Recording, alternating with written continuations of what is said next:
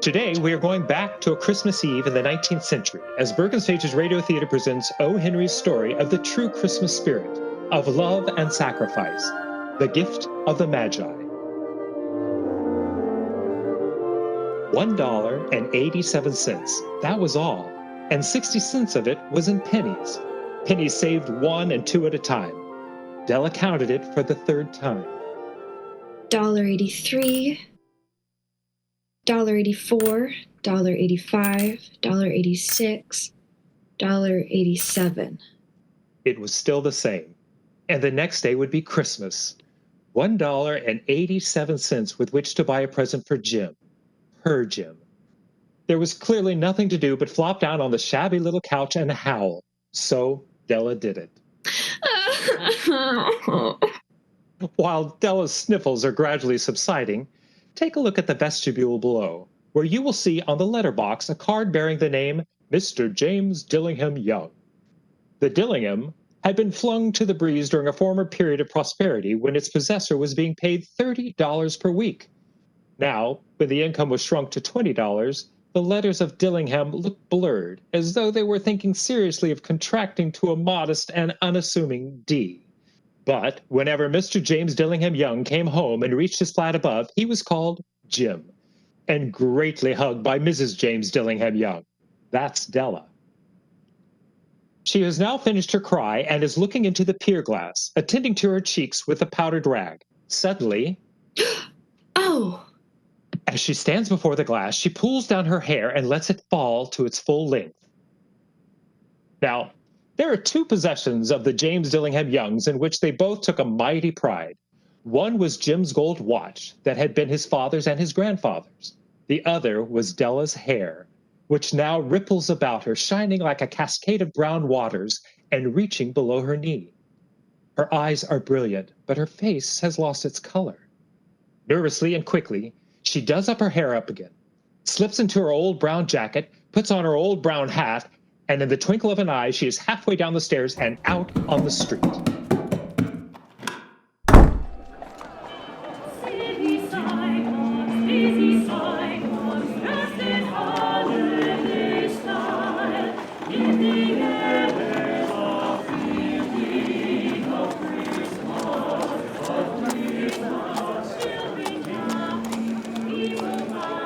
Della has a determined, almost desperate look as she sights a sign reading, Madame Safroni, hair goods of all kinds.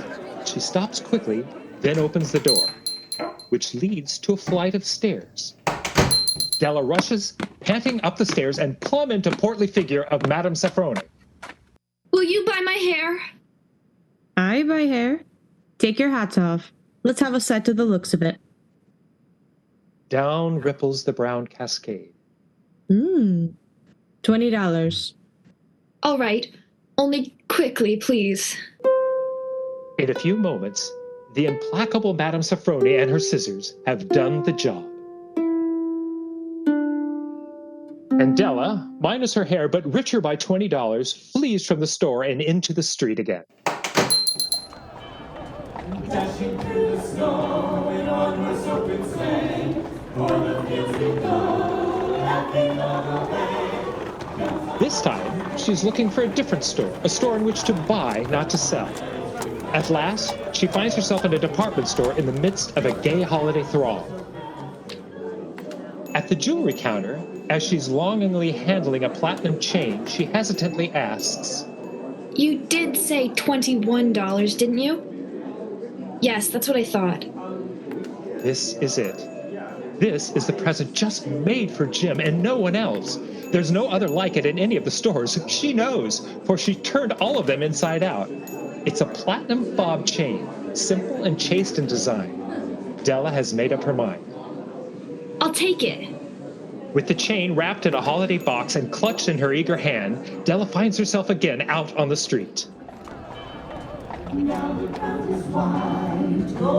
But this time, she is in such a rosy glow she hardly notices the other last-minute shoppers hurrying by. The street trio playing Christmas carols, the old gentleman who tries to sell her a holly wreath. It seems but seconds until she is back in the little furnished flat again. There's a sudden shock as the pier glass confronts her. this time accusingly. Now comes the moment of reckoning as she gazes with dismay at the short ends of her hair. The rosy glow gives way to prudence and reason. Out comes the curling iron, on with the gas jet, as she sets to work repairing the ravages made by generosity and love. In 40 minutes, she finishes, with the last curl lying tiny and close to her head, making her look wonderfully like a truant schoolboy. But to Della, gazing critically at herself in the pier glass, the result is anything but wonderful. Oh, if Jim doesn't kill me first, he'll say I look like a Coney Island chorus girl. But no more time for reflections, physical or mental. It's nearly 7 and Jim is never late. She sits nervously, waiting for Jim. Now, she hears his steps on the stairway down on the first flight. She has a habit of saying silent little prayers about the simplest everyday things, and now she whispers, Please, God, make him not mind my hair so much. Make him think I'm still pretty. The door opens, and Jim steps in and closes it. He has a smile of welcome on his face as he glances around the room for Della, but the smile freezes on his lips as he suddenly sees her sitting on the corner of the table. An expression comes into his eyes as immovable as a setter dog at the scent of quail. The expression terrifies Della, who was expecting anger, surprise, a disapproval, or even horror, but not this look of... Della wriggles off the table and goes to Jim. Jim, darling, don't look at me that way. I had my hair cut off and sold because I couldn't have lived through Christmas without giving you a present. It'll grow out again. You won't mind, will you? I just had to do it. My hair grows awfully fast. Say Merry Christmas, Jim, and let's be happy. And wait till you see the beautiful gift I got for you. Della rattled on like that, but after she was all through, all Jim could ask laboriously was, You've cut off your hair? Della tried again, this time more patiently. Sold, I tell you. Sold and gone, too. And it went for you, Jim. Maybe the hairs of my head were numbered, but nobody could ever count my love for you. Now shall we have supper? At last, Jim seemed to wake out of his trance. He enfolded Della in his arms and then carefully draws a package from his overcoat pocket and throws it on the table. Nimble fingers quickly tear open at the string of paper and then... Oh, Jim, they're beautiful. How did you know? They're what I've always wanted. No, my hair! My hair! Oh, Jim, how can I wear them? There they lay, the combs. The set Della had worshipped for so long in an exclusive shop window. Pure tortoiseshell with jeweled rims, just the shade to wear in her beautiful and vanished hair. They were expensive combs, Della knew, and her heart had craved and yearned over them without the least hope of possession. And now, Della hugs them to her and looks up at Jim with dim eyes and a smile. My hair grows so fast, Jim. Then Della puts the combs down carefully, lovingly, and even more radiantly prepares to show Jim his gift. She holds it out to him eagerly on outstretched palm.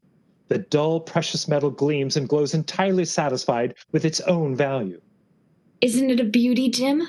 You'll have to look at the time every 15 minutes now.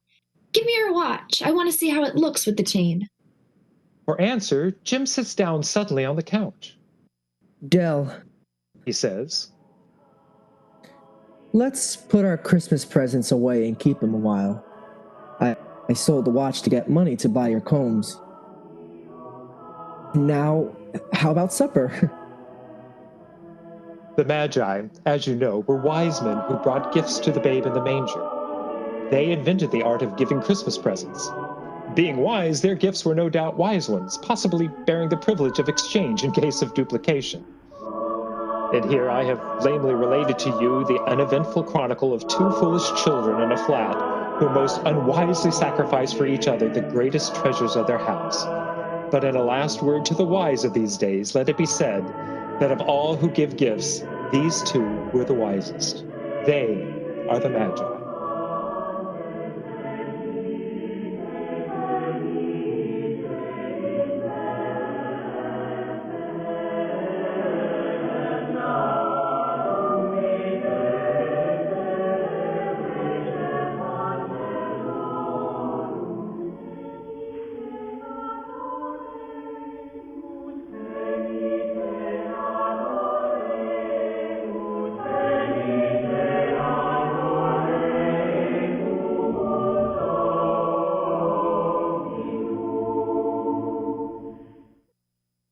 You have just heard O. Henry's Gift of the Magi, which has been presented to you by Bergen Stage's Radio Theater, and starring Stella Berrettini as Della, Mark Cruz as Jim, and Victoria Jungerman as Madame Safroni.